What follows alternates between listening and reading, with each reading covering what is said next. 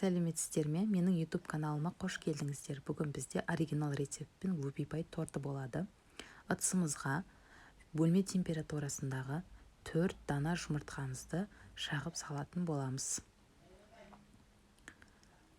Жұмыртқамыздың үстіне 160 грамм қантымызды қосып, жақсылап миксерлейміз. Қантымыз еріп, аппақ боп көпіруі керек.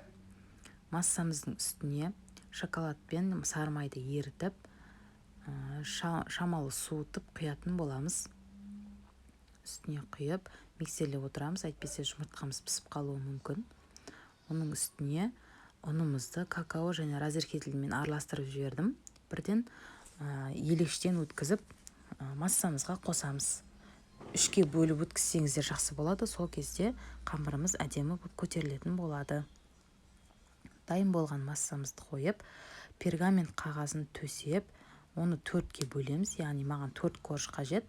Қасықпен бөліп, теңдетіп, лопаткамен тегістетіп жайып шығамыз. Тегістеп жібереміз.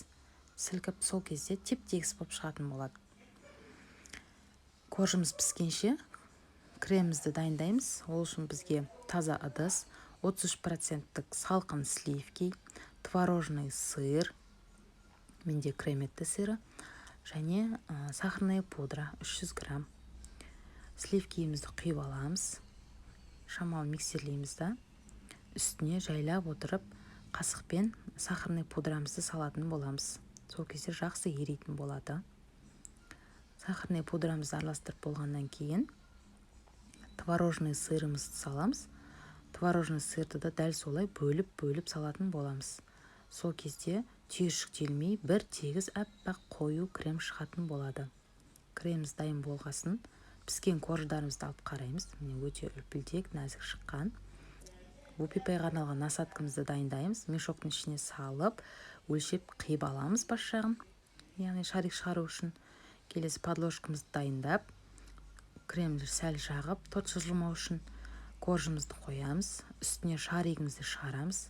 Шарикті қалауларыңызға қарай, өзіңіздің ыңғайыңызға қарай шығара берсеңіздер болады. Маған ыңғайлысы осылай.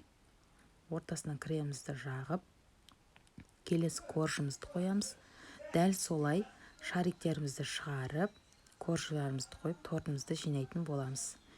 Теп-тегіс етіп, үстін сәл-сәл басамыз. Шариктерін шығарып, біркелкі тортымызды жинайтын боламыз. Тортымыздың үстіңгі бетін кері айналдырып қойсаңыздар, сол кезде шоколад құйғанда теп-тегіс болып шығатын болады. Мінекей жиналған тортымызды тоңазытқа қоямыз. Бетіне құятын ганашымызды дайындап аламыз водяной баняда. Үстіне құйып,